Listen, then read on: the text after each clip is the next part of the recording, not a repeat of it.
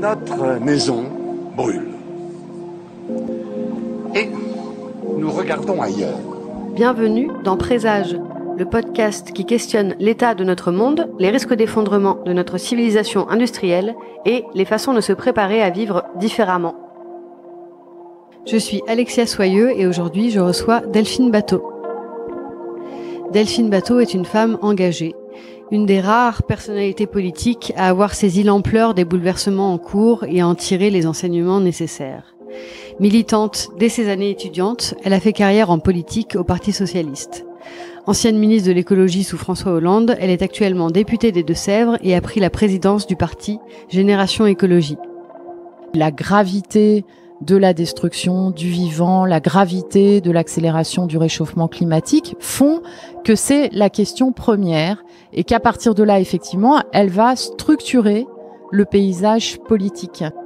Prenant acte du vide politique face aux effondrements qui menacent l'ensemble de la planète et de notre civilisation, Delphine Batho a publié un manifeste pour une écologie intégrale dans lequel elle propose une grille de lecture d'un monde désormais divisé entre terriens et destructeurs et un cadre d'action fondé sur l'état-résilience et le respect des limites planétaires. L'écologie intégrale, c'est de dire que tous les choix doivent être tendus vers la nécessité d'endiguer les trajectoires en cours, mais aussi de préparer notre résilience. Nous avons parlé de la trajectoire destructrice de l'Anthropocène, des principes de l'écologie intégrale, du consensus mou autour de l'écologie mainstream et de la manipulation de son champ lexical, d'espérance, de courage, de colère et d'écoféminisme. Il y a une tristesse, il y a une colère qui se transforme chez moi en révolte et en énergie de vie fondamentale. Delphine Batho, bonjour. Bonjour. Vous êtes une femme politique depuis assez longtemps maintenant. Quel est le parcours intellectuel et militant qui vous a amené à la rédaction de ce manifeste écologie intégrale ? En quelques mots. En quelques mots, c'est difficile. C'est un parcours militant, c'est un parcours d'engagement qui a effectivement commencé très jeune, à l'adolescence. Mes premières actions militantes ont commencé quand j'avais 11 ans pour la solidarité avec l'Afrique. Une mobilisation qui s'appelait Action École, qui était portée par Médecins du Monde. Ensuite, j'ai participé à toutes les mobilisations de la jeunesse des années 80 contre le racisme, les mouvements lycéens, contre la réforme de Vaquet des universités. Mais il y a quelque chose en moi qui tient à l'enfance, en fait, qui est le rapport à la nature, aux valeurs à l'univers dans lequel j'ai grandi. Et donc en fait dans ma prise de conscience politique, la destruction écologique a toujours été un élément d'un paysage qui nourrit une révolte en fait. Mais je cultivais ce rapport à la nature plus comme un espace personnel en fait. J'allais dire comme un jardin secret. Voilà. On moquait même quand j'étais jeune militante, on moquait mon côté fleur bleue. Voilà le fait que j'ai de façon indispensable besoin d'être dans la nature. Donc de fil en aiguille, dans un parcours politique, je me suis engagée au Parti socialiste en fait en espérant le transformer. Ça n'a pas marché, mais je croyais vraiment à l'époque qu'il était possible que la gauche officielle, enfin ce qui était le principal parti de gauche, devienne vraiment féministe, devienne vraiment écologiste. Et en fait, je me suis retrouvée dans les responsabilités de ministre de l'écologie, et là j'ai vu l'ampleur du verrouillage, en fait, l'ampleur du blocage du pouvoir, des lobbies, je pense sous tout gouvernement confondu, vis-à-vis des choix qu'exige l'urgence écologique, l'intérêt général en fait face à des intérêts privés qui sont contrariés dès lors qu'on prend des décisions claires pour protéger la santé publique, pour protéger l'environnement. Et de là est né donc un cheminement qui m'a conduit à travailler sur ce blocage, en fait, pour le dénouer, pour le dépasser. Voilà comment est venu ce manifeste. C'est la résultante d'un parcours qui amène, en fait, quand il y a 15 000 scientifiques qui disent bientôt il sera trop tard, à constater, en fait, un vide de propositions politiques qui soient à la hauteur de l'accélération violente, sidérante, qui est en cours. C'est très frappant, en fait, quand on prend les faits scientifiques et les alertes scientifiques, on se dit mais on devrait parler que de ça, soir et matin.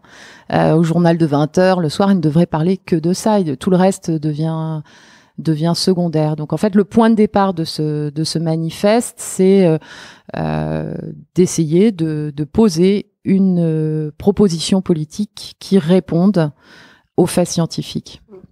Et donc le manifeste prône une approche qui est ni de droite ni de gauche, parce que la droite et la gauche sont toutes les deux fondées sur une recherche de croissance et de relance économique, et cette croissance est fondée sur un pouvoir de destruction de la nature. Du coup, vous proposez une nouvelle opposition qui est entre les terriens et les destructeurs. Est-ce que cette opposition, elle est conçue comme volontairement simple ou simpliste? Enfin, le monde désormais se sépare en deux catégories assez basiques, quoi. Le propos n'est pas de dire ni entre la gauche et la droite, où faut dépasser les anciens clivages. Ouais. C'est de dire que les effondrements en cours et la gravité de la destruction du vivant, la gravité de l'accélération du réchauffement climatique font que c'est la question première, et qu'à partir de là, effectivement, elle va structurer le paysage politique. Et donc, elle remplace effectivement des notions ou des clivages qui sont ceux du siècle dernier. Et on le voit à l'échelle internationale. Quand on voit Trump, quand on voit Bolsonaro, on le voit aussi au travers de la situation politique en Allemagne, où les deux forces ascendantes sont les Grünen d'un côté et l'AfD de l'extrême droite de l'autre. On le voit quelque part aussi avec le résultat de l'élection présidentielle en Slovaquie, où c'est une avocate qui avait reçu le prix Goldman de l'environnement en 2016 pour avoir empêché un projet de décharge de déchets toxiques, une femme militante anticorruption, qui, même si elle est libérale, a gagné cette élection présidentielle. Donc oui, ce clivage va structurer les termes du débat politique à l'échelle internationale, comme chez nous en France. Alors, est-ce que c'est manichéen? C'est ça oui. La question. Il y a des nuances dans les destructeurs. Il peut y avoir des nuances aussi parmi les terriens. Mais les destructeurs sont ceux qui sont responsables de la situation et qui continuent par cupidité, par cynisme, pour certains d'entre eux par aveuglement, à être dans le déni des limites planétaires, dans le déni de l'anthropocène. Est-ce que le concept d'écologie intégrale fait référence à l'encyclique Laudato Si? Oui. C'est une des références, mais moi, j'ai pas du tout une approche religieuse de l'écologie intégrale. C'est un propos politique, celui de l'écologie intégrale, qui est de dire qu'on doit maintenant intégrer. C'est une vision intégratrice de l'écologie, en fait, dans toutes les dimensions d'une action démocratique. Aujourd'hui, ce qui se passe dans les gouvernements successifs, l'actuel, le départ de Nicolas Hulot l'a montré, mais les précédents aussi, c'est qu'en fait, on considère l'écologie comme une dimension parmi d'autres de la politique d'un gouvernement. En fait, quand c'est une dimension parmi d'autres, c'est la variable d'ajustement, c'est la dernière roue du carrosse. Donc, en fait, là, le propos est de dire que rester vivant, c'est la valeur première, et que c'est plus important qu'un taux de croissance du PIB, qui est effectivement un indice de destruction de la nature. Et donc, à partir de là, l'écologie intégrale, c'est de dire que tous les choix que nous faisons dans tous les domaines, la politique étrangère, la politique économique, la politique de défense, la politique éducative, la politique culturelle, doivent être tendus vers la nécessité d'endiguer les trajectoires en cours du point de vue du changement climatique et de la destruction du vivant, mais aussi de préparer notre résilience. Pourquoi avoir... vous insistez pas mal sur le mot d'espérance, de construire une nouvelle espérance dans le manifeste. Pourquoi avoir choisi le mot d'espérance plutôt que le mot d'espoir? Parce que l'espoir, c'est un peu passif, on l'attend. L'espérance, faut la construire. Ouais. J'y voyais un sens même spirituel. Mais... Oui, aussi, ça, j'assume. Je parle plutôt d'écologie intérieure, en fait. C'est-à-dire que c'est notre rapport au monde qui doit changer. En fait, il faut détruire le mythe d'une humanité supérieure à la nature, détachée de la nature. Faut détruire tous les mythes d'une société d'hyperconsommation qui fondamentalement nous rend tristes, en fait, organise une frustration permanente. Ça fait partie des astuces des destructeurs, d'organiser notre complicité à tous, en fait, finalement, avec leur système. Donc ça suppose effectivement une conscience collective, pas seulement personnelle, du fait que l'espèce humaine fait partie du vivant. Voilà, nous avons 25% de gènes communs avec les arbres. Le rappelle Richard Powers dans l'Arbre Monde. Donc c'est un nouveau récit, en fait, ça, qui a une dimension, oui, on peut dire spirituelle ou d'écologie intérieure, qui est aussi indispensable, en fait, pour accepter de parler, de partager de nos émotions, qui est quelque chose qui est peu fréquent en politique. On ne peut pas répondre à la question de savoir comment ça se fait alors qu'il y a autant de faits scientifiques établis, autant d'alertes lancées par ceux qui étudient le climat, qui étudient la biodiversité. Pourquoi finalement est-ce que rien ne change? Pourquoi est-ce que non seulement ça continue, mais pire, ça s'accélère, en fait? Et là, il y a des raisons qui tendent au verrouillage du pouvoir, qui tend au verrouillage par les grandes firmes qui sont les principaux pollueurs, mais qui tendent aussi aux mécanismes qui sont ceux de nos émotions et de la réaction de notre cerveau face à la destruction du monde que nous avons connu. Et vous, dans quel sentiment vous avez face à l'immensité des catastrophes en cours et à venir? De la colère. De la colère, une tristesse profonde. Moi, je préfère le dire. Moi, je ressens, ça m'affecte beaucoup. Voilà, je pense comme toutes celles et ceux qui essayent de regarder le plus lucidement possible ce qui est en train de se passer. Je l'évoquais au début, mais moi, j'ai vraiment, en particulier avec les arbres, avec les plantes, j'ai vraiment la sensation, si vous voulez, d'observer ce qui se passe, en fait. De constater que voilà, on le voit maintenant à l'œil nu, en fait, que ça tourne plus rond sur des milieux naturels qu'on connaît. Il y a des endroits où je veux même pas retourner parce que j'ai des si jolis souvenirs d'enfance, voyez, du nombre de criquets qui s'envolent quand vous faites chaque pas, ou des papillons qui s'envolent, que j'ai peur, en fait, de retourner au même endroit pour constater que ça ressemble plus du tout à ce que j'ai connu. Donc il y a une tristesse, il y a une colère qui se transforme chez moi en révolte et en énergie de vie fondamentale, pour se dire que, en fait, la fin de ce monde-là, pour moi, c'est pas la fin du monde, c'est la fin d'un monde. Et en fait, la fin du monde qui détruit tout comme ça, je la souhaite, en fait. Je fais partie de ceux qui la souhaitent. J'ai hâte qu'on construise autre chose. Est-ce que, pour revenir à la question de l'espérance, est-ce qu'on n'a pas plutôt besoin de lucidité et de courage plutôt que d'espoir? Ah, c'est évident qu'il faut du courage. C'est évident qu'il faut du courage. Il y a un risque face à l'accumulation de ces nouvelles accablantes. Le risque, c'est celui d'une forme de repli individualiste qui nous gâte tous. Comment je rends mon jardin résilient, comment je deviens autonome en énergie, Bon, on apprend plein de trucs en le faisant, comment j'apprends la permaculture, etc. On apprend beaucoup de choses. J'ai fait ma formation permaculture. Voilà, on apprend beaucoup de choses, mais voilà, il n'y a pas d'issue individualiste en fait. Il ne peut y avoir de transformation que collective. Donc chaque ce qu'on appelle les petits pas ou chaque geste individuel, je pense, est très important parce que ça participe du lien avec ce que je disais sur l'écologie intérieure, et je pense que chacun ressent du plaisir en fait. On reprend du pouvoir en fait en changeant nos comportements quotidiens. On reprend du pouvoir, on reprend de la souveraineté sur nos vies, mais on doit le faire aussi au niveau collectif, et c'est ce qui est en train de se passer, c'est ce qui est en train de d'émerger, notamment avec la nouvelle génération en lutte pour le climat. Et ça, c'est très, très prometteur. Ce n'est que le début, je pense, d'une mobilisation très, très puissante.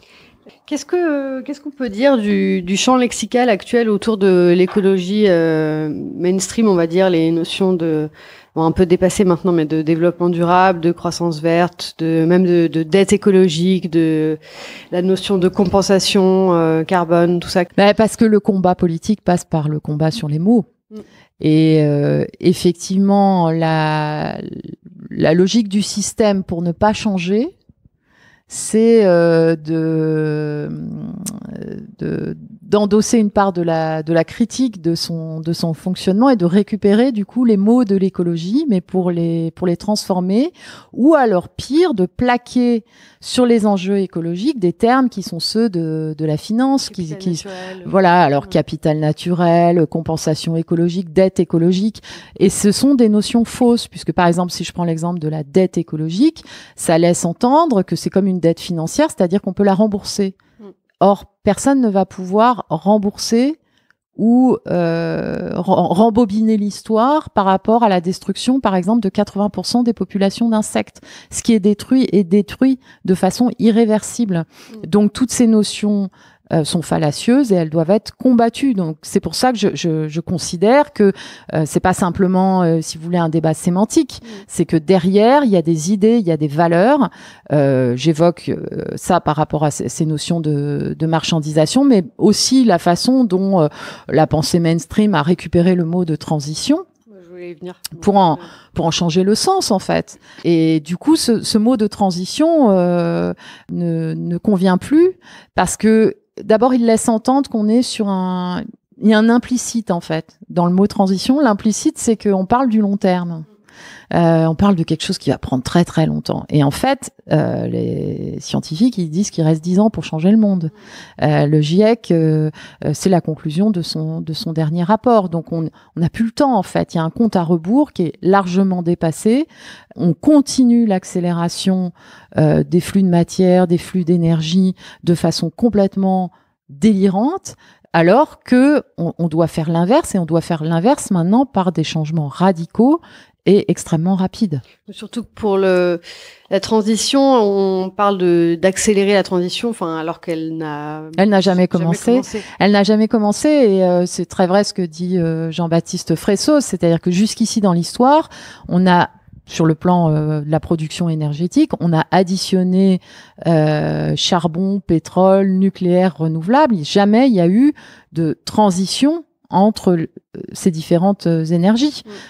Donc effectivement, il y a qu'on comprenne bien, c'est-à-dire que c'est pas une critique du concept tel qu'il a été imaginé au point de départ par des militants écologistes sur cette notion de la transformation.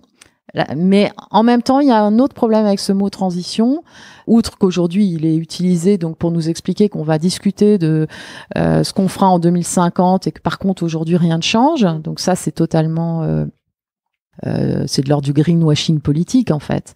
Mais il y a aussi le fait que transition ne dit pas là où on veut aller. C'est-à-dire que c'est un mot qui correspond à l'état intermédiaire entre deux points, mais qui ne dit pas ce qu'on veut faire, en fait. C'est pour ça que je considère très important de choisir d'autres mots, comme celui de résilience, comme celui d'économie permacirculaire, comme celui d'écologie intégrale, pour ouvrir aussi l'imaginaire sur le type de société et quel est le contenu du nouveau projet de société dans lequel on veut vivre. Et justement, il y a une notion forte qui se dégage du manifeste, c'est l'État résilience, qui tient au fait que l'écologie tient du domaine de la sécurité aussi de l'État, parce que les dégâts en cours nous mettent en danger à tout point de vue au niveau des infrastructures, de l'alimentation, etc. Est-ce que vous pouvez un peu expliquer cette notion d'État résilience ? Bien, en fait, moi, je la situe comme une nouvelle étape historique de la construction démocratique et républicaine. Il y a eu le Conseil national de la résistance en 1945. Et vous voyez, la situation était grave, donc on cherchait pas à savoir qui était communiste, socialiste, gaulliste, même si bien sûr il y avait des chicayas entre les uns et les autres. Mais on était résistant ou on ne l'était pas. Eh bien, aujourd'hui, c'est ça la question terrien ou destructeur, en fait. C'est qu'il faut rassembler tous ceux qui savent qu'il faut préparer désormais nos sociétés de façon urgente. Et évidemment, de la même façon qu'on a à l'époque créé l'État-providence, la sécurité sociale, un certain nombre de grandes avancées sociale, eh bien, on doit aujourd'hui construire une république écologique et un État résilient, c'est-à-dire que, en fait, c'est un repositionnement du rôle de l'État sur les règles du respect des limites planétaires, sur ce qui doit être mis en commun, sur les enjeux aussi d'égalité entre tous pour faire face à cette situation et redonner énormément de pouvoir, en fait, au niveau local, parce que c'est au niveau local que la résilience peut s'organiser. Et effectivement, c'est une approche qui est nouvelle parce que parmi ceux qui nous gouvernent, énormément de personnes n'ont absolument pas compris que l'écologie est maintenant une question de sécurité nationale, est une question géostratégique absolument majeure et première, et que donc il en va maintenant, c'est une mission régalienne de la nation, c'est une mission régalienne de l'État. Donc ça me paraît important, voilà, de se situer dans l'idée qu'en fait c'est un nouveau moteur par rapport à la construction républicaine qui est par ailleurs à bout de souffle. Pourquoi ? Parce que ça fait des décennies que les dirigeants n'ont aucun projet de société en fait dans notre pays, tout parti confondu. Leur seul projet de société, c'est la croissance économique. C'est la condition de tout, en fait. Et ça ne fonctionne plus. Voilà. D'abord, la croissance économique n'apporte plus développement du bien-être, ni de réduction des inégalités, mais en plus, elle est le symptôme, en fait, et la cause des problèmes. Donc, c'est pas un horizon pour une société, ça fait pas tenir un pays debout, l'horizon de la croissance économique. Voilà. L'État résilience, ça peut permettre de déployer une mobilisation totale, ce qui est équivalent à un effort de guerre d'ailleurs, sur le plan des transformations à accomplir, des investissements à opérer, notamment dans la descente énergétique, la décroissance énergétique. Voilà, c'est la façon dont l'État doit redonner du pouvoir au territoire et mettre en place les règles du jeu, à commencer par la première, qui est la condition de toutes les autres, qui est celle de la séparation de l'État et des intérêts privés, c'est-à-dire la séparation de l'État et des lobbies. Et justement, moi, c'est un projet qui me dit beaucoup. Mais comment le faire advenir, considérant les verrouillages politiques que vous avez mentionnés au début et dont vous avez l'expérience puisque vous faites partie du monde politique, considérant la collusion entre les intérêts économiques, médiatiques, etc. Enfin, voilà, devant le tableau qu'on connaît en partie, comment faire pour changer les règles du jeu ? En fait, je crois que si je vous avais dit, il y a 6 mois, qu'une jeune fille de 16 ans en Suède allait faire toute seule grève chaque vendredi devant son école avec une pancarte et que plus d'1 million de personnes allaient manifester le même jour dans le monde pour le climat, vous m'auriez pas cru. Si je vous avais dit il y a 4 mois que la Slovaquie aller élire une femme présidente n'ayant pas particulièrement derrière elle de formation politique, avocate, spécialisée dans l'environnement, vous ne m'auriez pas cru non plus. Donc en fait, ce qu'il faut comprendre, c'est que tous ceux qui ont souvent le raisonnement de dire c'est impossible, où le combat est inégal, c'est le pot de terre contre le pot de fer, etc., voient souvent les situations politiques comme quelque chose d'extrêmement stable et d'extrêmement linéaire. Or, les temps dans lesquels nous sommes en train d'entrer sont des temps d'instabilité qui opposent les risques de la barbarie au choix volontaire d'une transformation démocratique pour l'écologie. Donc, c'est un combat politique. Ça nécessite de créer non seulement de rassembler toutes les forces qui peuvent le porter, d'accomplir un énorme travail aussi programmatique, mais ce travail programmatique, j'allais dire, il se fait en marchant. C'est-à-dire que tous ceux qui viendraient aujourd'hui, voyez, devant les citoyens en disant j'ai toutes les solutions face aux effondrements, je sais exactement ce qu'il faut faire sur tout, mais au secours, c'est des menteurs. C'est dans ce mouvement de création du rapport de force qu'on va aussi produire l'imagination des solutions, même s'il y a un certain nombre dans le manifeste déjà un cadrage en fait de ce projet. Donc moi, mon expérience du pouvoir, peut-être pour dire ça, c'est que les lobbies en fait, ils sont surtout forts du renoncement des responsables politiques qu'ils ont en face d'eux. Et dès qu'on arrive à créer des synergies entre des élus déterminés à agir et une vraie mobilisation citoyenne, donc un rapport de force avec les citoyens, on arrive pas à rien, on arrive à des victoires extrêmement importantes. Alors pour l'instant, on n'a pas eu ça sur le plan de la transformation globale. On a empêché des régressions, on a obtenu telle ou telle avancée, comme par exemple quand on a réussi à faire interdire les néonicotinoïdes qui tuent les abeilles. C'est important, mais ce qu'il faut comprendre, c'est que ça, on l'aurait pas fait. Moi, j'ai fait voter ça comme député, j'aurais pas réussi à le faire voter s'il n'y avait pas eu 700 000 citoyens mobilisés.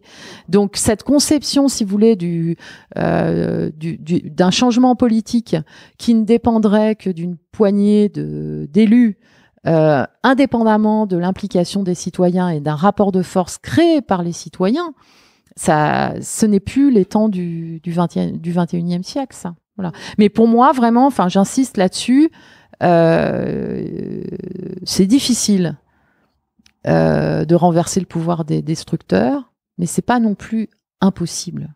Voilà. Regardez, par exemple, l'impact des décisions de justice sur le glyphosate. L'effondrement de l'action Bayer qui avait cru faire une très bonne opération financière en rachetant Monsanto.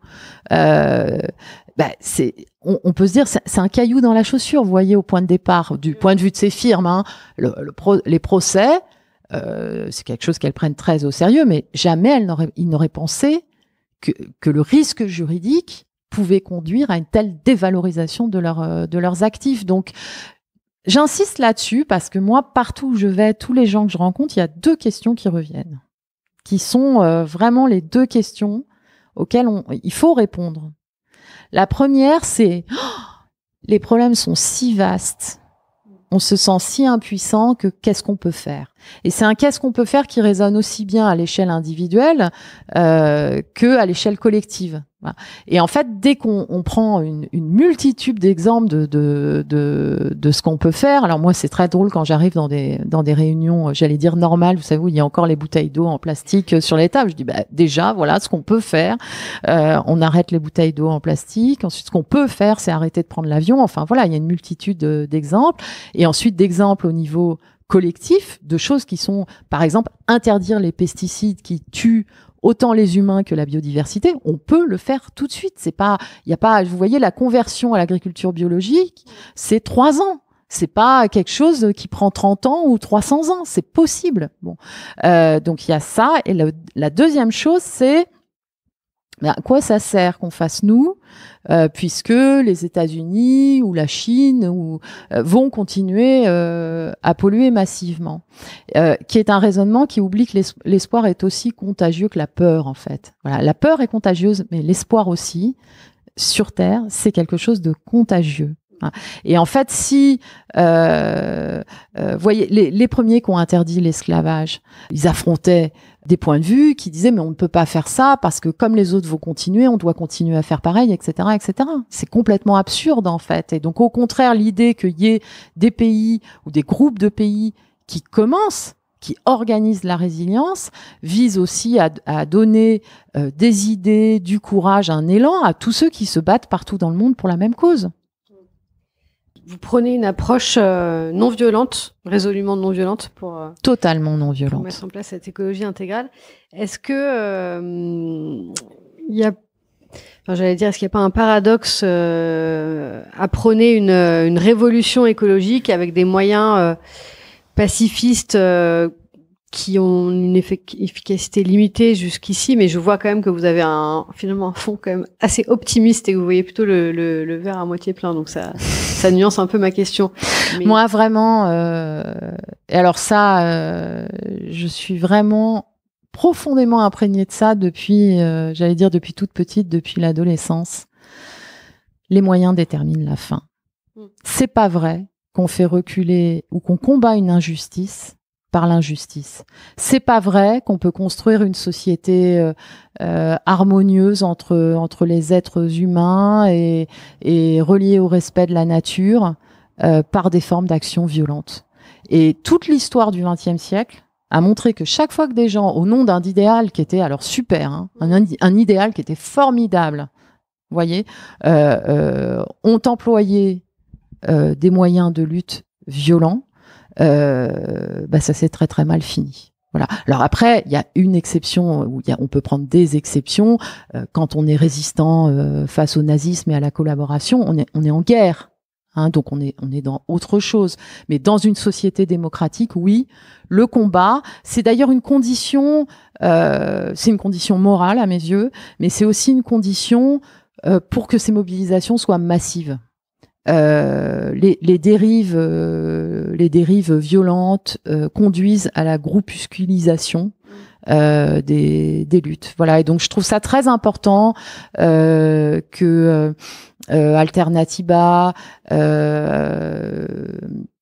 Extinction Rébellion soit aujourd'hui dans la transmission et dans cette éducation à la non-violence, parce que pour les temps qui viennent, c'est une force, c'est une capacité de résilience extraordinaire d'organiser notre colère dans une forme d'action civique non violente qui peut nous permettre d'être de plus en plus nombreux, en fait. Mais on sent quand même qu'il y a l'émergence d'une volonté d'être un peu plus radicaux dans les actions, notamment chez Extinction Rebellion, même s'ils prônent la non-violence. Il y a quand même on parle quand même d'actions, de sabotage, de désobéissance civile, oui. Oui. Mais il y a d'autres.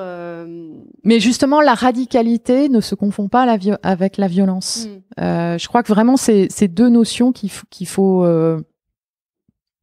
bien comprendre. C'est qu'une lutte, elle peut être radicale, elle peut être sans concession.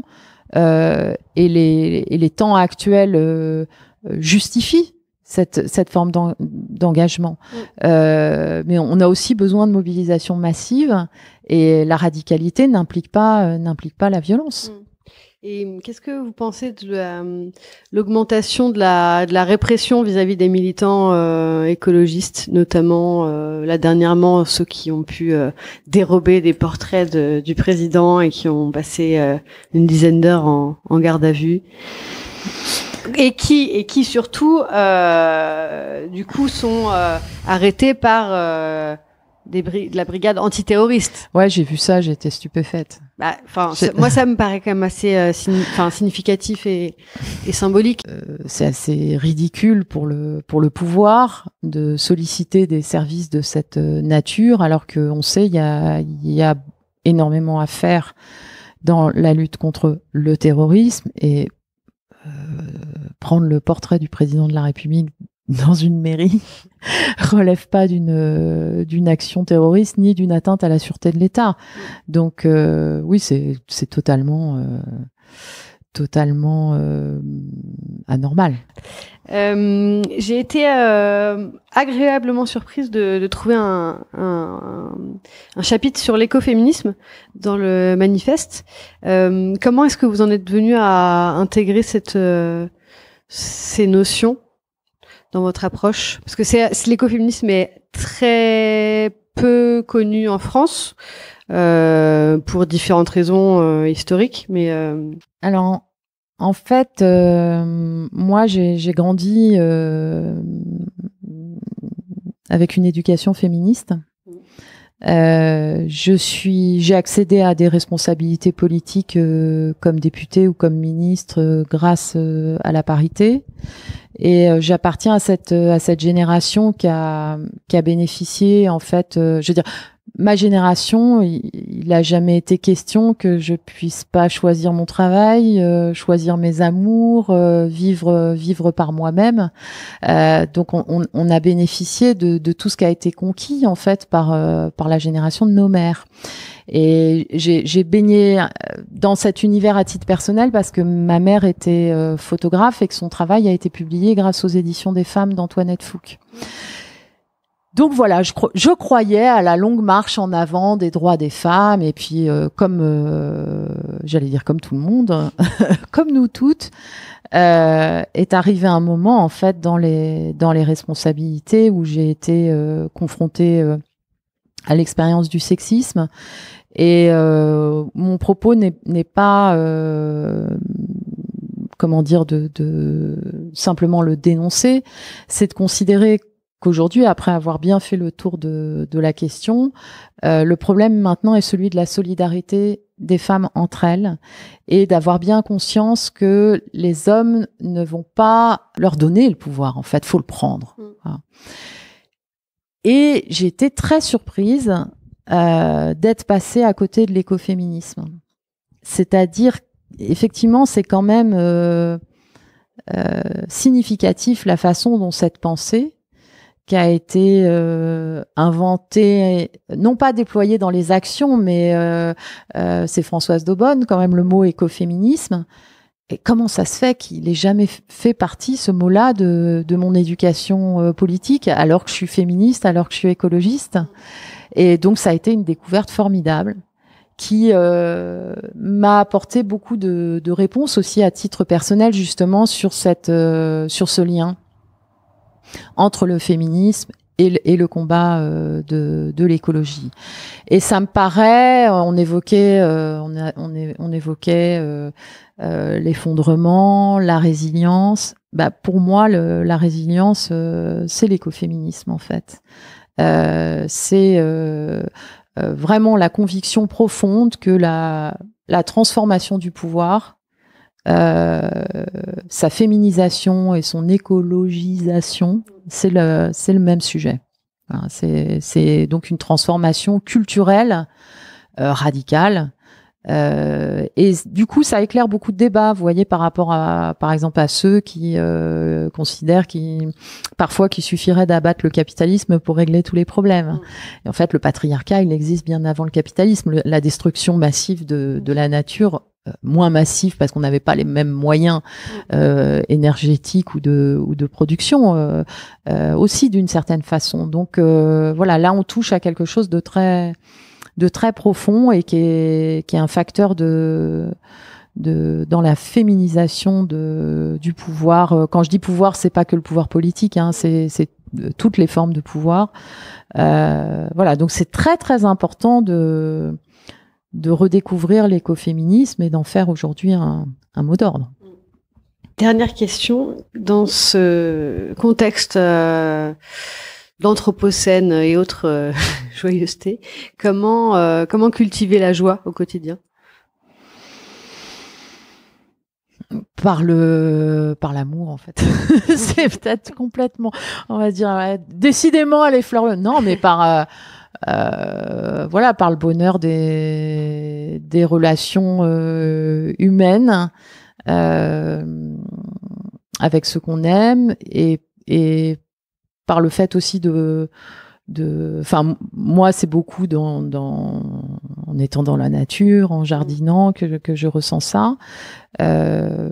Voilà, par le fait de prendre soin de soi aussi, je sais pas comment dire, de ralentir, de vivre au présent aussi. C'est une espèce de système de sécurité du cerveau aussi, de se concentrer sur les moments qu'on vit là, pour lâcher prise un peu par rapport à l'angoisse qui nous envahit. Pleine conscience, donc. Oui, mais s'il y a un lien, en fait. Moi, j'ai eu beaucoup de plaisir à échanger avec Christophe André, avec John Kabat-Zinn et avec tous ceux qui travaillent justement sur ces mécanismes du cerveau. Et par rapport à une société qui est très toxique et qui est d'autant plus toxique qu'on est assailli par toutes ces nouvelles technologies où tout est en temps réel, les écrans, etc. On a besoin de faire du sport du cerveau, en fait. Et j'aime bien cette analogie avec la façon dont, voyez, des mouvements d'éducation populaire au début du siècle dernier se sont battus pour la démocratisation du sport.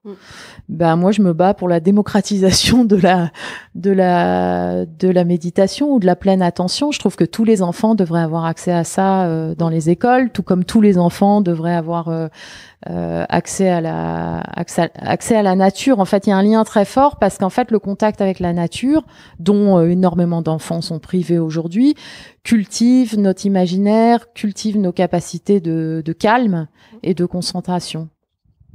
Merci beaucoup, Delphine. Merci beaucoup.